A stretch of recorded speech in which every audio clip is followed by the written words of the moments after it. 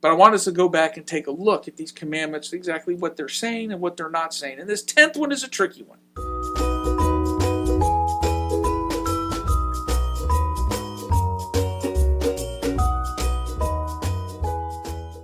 Hi, welcome to our YouTube channel here at Mundelein Church of the Nazarene and our ongoing series, Back to the Basics, where we take a new look at the 10 Commandments. And this is the 10th episode in that series, and we look at the 10th commandment, perhaps the most obscure, the most, or the least understood commandment. The 10th commandment is very simple. Thou shalt not covet. Oh, it goes into a list. Do not covet thy neighbor's wife, or anything, that thy neighbor's animals, or anything that belongs to thy neighbor. And we wonder what this coveting is. Well, let's talk about a few different things. This is the only commandment that is really not connected to an action. This is the only commandment that prohibits a thought. In fact, it's the thought that leads to the previous 4 commandments. You want your neighbor's life, or something belongs to your neighbor, so you kill your neighbor. You want something that belongs, so you steal it. You want your neighbor's wife or your husband, so you work behind the scenes to get rid of the current wife or husband. Then there's the do not bear false witness, the thing that covers up with lies all the activities that you did earlier than that. In fact, when you get past the 10 Commandments, in the broader Jewish context, there were 613 written laws for ancient Judaism. None of them involved a thought. This one, the 10th commandment, does. Now, sometimes we think that coveting is as easy as looking at someone's new car and go, oh, I'd love to have a new car. That's really not what this commandment is about. The word that's used means to desire to have something that belongs to someone else and possess it for your own. So that's a lot stronger. You can look at someone, maybe got a brand new car, and you go, oh wow, I love that car. I would love to have a car just like that. That's not coveting. Someone can get a brand new house. Oh, look at this. I love this house design. I would love to live in a house like this sometime. That's not prohibited by this command. Now, while I'm not saying that either of these things are good, it's interesting what this command does not say. This command does not prohibit envy. It does not even prohibit lust. Now, that doesn't mean these things are good, but it means that there's a different level that this command is talking about. For instance, one can have some of these thoughts and have it be a good thing. For instance, I would love to have a car like that. Well, therefore I'm going to have a plan. I need to have a certain kind of job. I'm going to work very hard at the job. I'm going to get studies done to where I can attain that kind of job. I'm going to save. I'm going to plan for it. I'm going to be very smart with my money. All those things are good, and none of those things are prohibited by this 10th commandment. This is actually very, very specific.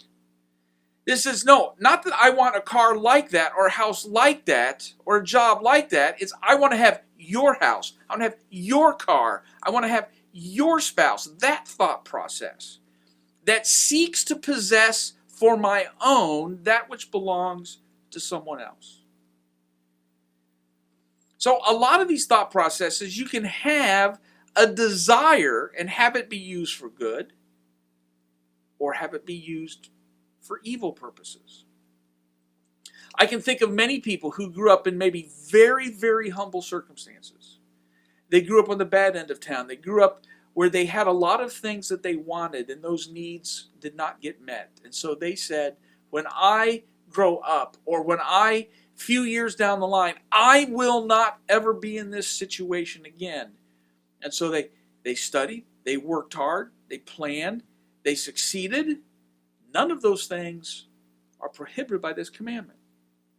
On the other hand, you can then possess these things and have it be just desire more and more and more, and someone else has something, I want his too, just so I can amass as much as I can. That is prohibited. That's the difference. Coveting is a lot more.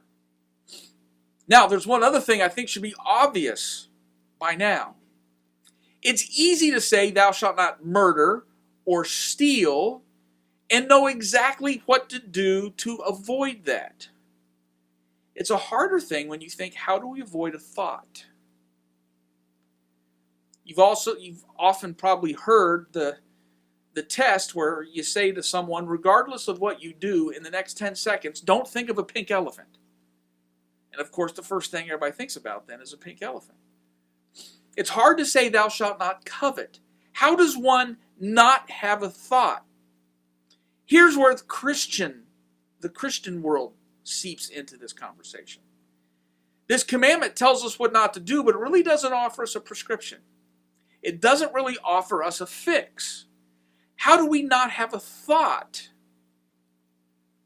Well, I think that's what Paul was getting at in Romans chapter 7 when he says, I didn't even know what coveting was until the commandment says, thou shalt not covet. And then I found all these evil thoughts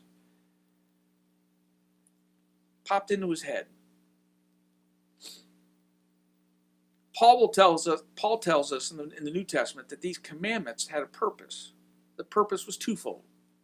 The first purpose was to tell us exactly what sin was, to educate us. The second thing it did is it changed the character. Coveting went on before the commandment, but the command tells us that it's something that we shouldn't do. It tells us it goes against God's desires. It turns us from a general thought into a specific wrongdoing. And so that is where the role of Jesus Christ comes in. The fix is not more discipline. The fix is to have a changed and transformed heart from the inside out. The commandments were never meant to fix that. Meant to identify the problem. Meant to restrain us. But the fix is to come. And that's where these commandments largely fit into our world. It's a wonderful thing to be moral. It's a wonderful thing to be a good person, to follow all of these things. But we need to remember the rich young ruler that went to Jesus and said, all of the commandments I've kept. And Jesus says, one thing you lack. It says the man went away sad. Paul says in Philippians chapter 3 that he kept every commandment perfectly. And then his very next words were, but what I thought was to my benefit, I now realize was to my loss. Keeping all these commandments perfectly did not lead him any closer. They're meant to identify a problem. The fix is a transformed life. But I want us to go back and take a look at these commandments, exactly what they're saying and what they're not saying. And this 10th one is a tricky one. So, if you went past a brand new showroom in an automotive dealership and you saw a brand new car and went, oh man, I'd love to have that car. That's not necessary. That's not really coveting. If you look at your neighbor and you start to dislike your neighbor because they have it, or you look for a way to take his car, well, you might be on shaky ground. So I'm glad you joined us these last 10 weeks. Hope these have been helpful. We have other videos out there as well. We talked about what we think as Christians. It might be a little different than what you think. We have a lot of videos out there. Please feel free to peruse them.